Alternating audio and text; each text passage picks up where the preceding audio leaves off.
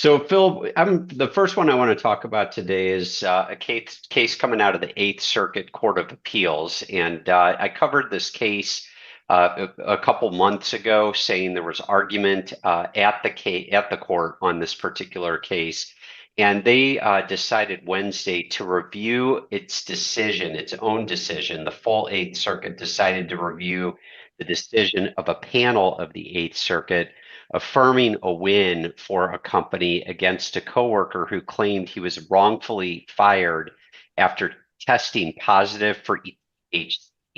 This case comes out of Arkansas. The employee was fired after a routine drug screening came back positive for THC. He argued the termination was unjust because his THC level was below the threshold mentioned in the company's employee manual. He also claimed that the test was picking up his use of oil, which he took to alleviate his back pain. Filed a lawsuit challenging his firing, and the federal district court granted summary judgment in the company's favor, and the Eighth Circuit upheld that, and then the Eighth Circuit decided that it's not going to review its own decision there. The court basically said that employee is an at-will employee, which allows the employer to fire an employee for good cause, no cause, or even a morally wrong cause, and that this individual had THC in his system, and you're not allowed to be quote unquote under the influence of THC in the workplace, and the company was able to fire him. Bert, I heard you just say a whole lot of things that we could talk for 30 minutes on, but I Sure. want to go back to employment at will, good cause, no cause, or Even a morally morally wrong cause. Is that going to, are those three statements going to come back someday in a court ruling and say, well, we don't have to have cause, good cause, bad cause, morally wrong cause, so we're just going to fire you? Or is it going to be stuck to THC, you think? Yeah, no, I think that this standard of at will is enshrined in the American workplace. There's only a few states that don't follow the employee at will doctrine. Almost every state follows the employee at will doctrine, and this is the standard that's there. I would add, in addition to what the court said, where it says you can terminate an employee for good cause, no cause, or even a morally wrong cause. I would say it maybe a little bit differently. You can terminate an employee for any reason, so long as it's not an illegal reason. There you go. And so Yeah. I I just want to would clear phrase that it. up in Yeah, case someone misunderstands that. We do have a lot of young listeners that haven't yes. been a part of learning these lessons just yet. Yeah. Yeah, so you can't terminate somebody because of their protected statuses.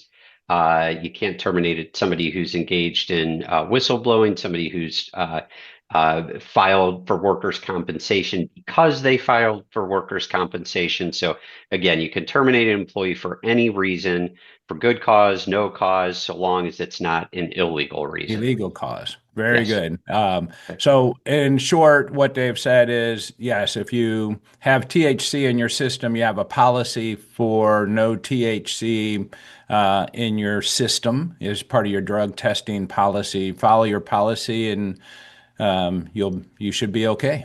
Something along those lines. Yeah. That's right, And, Phil. we've covered the indicia practices That's right. inside and out on this, but that's always a good backup as well when we're talking about impairment from that Exactly. standpoint. All right.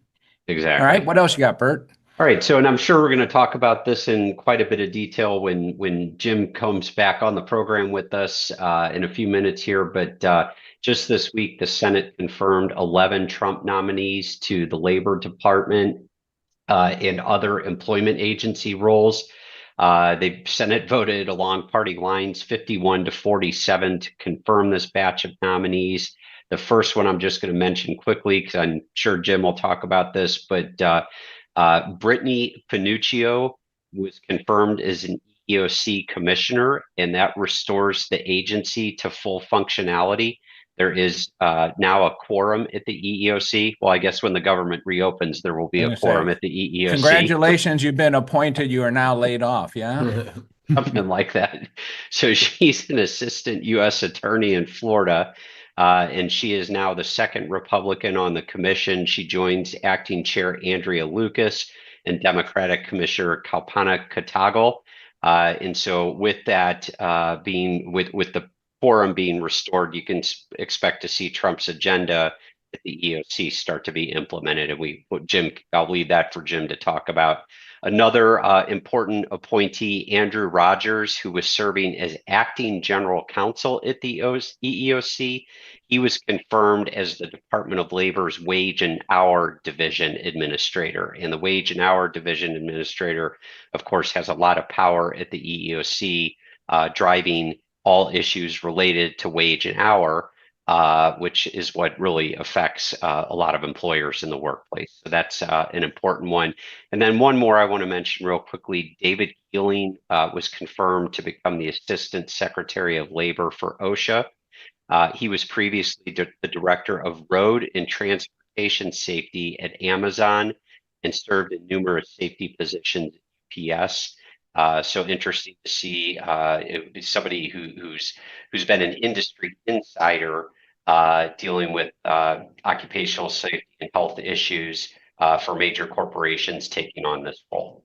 Yeah, that's an interesting pick. Is that traditional? I must admit, I'm not familiar with the appointments of positions like that come from industry like that. Yeah, I think that in a Republican administration, you'll see a lot of people coming from the industry, and in the Democratic administrations, you see a lot of people coming from unions. Okay. Yeah. Yep. All right. That makes sense. All right.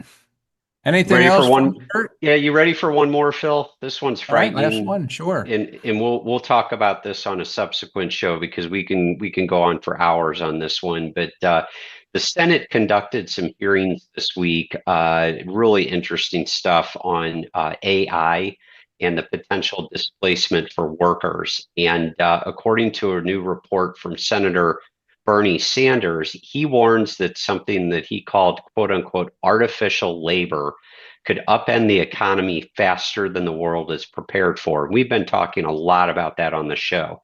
Fast food and customer service workers, according to Sanders, could see more than an 80% drop in their jobs, while even high skilled jobs like accounting, software development, and nursing will also face sharp cuts. And so I sent Nick over a couple of charts from a Fortune magazine article that appeared that these are based on the government's, the committee, U.S. Senate Help Committee minority staff report. So this comes from the federal government, from the Democrat side.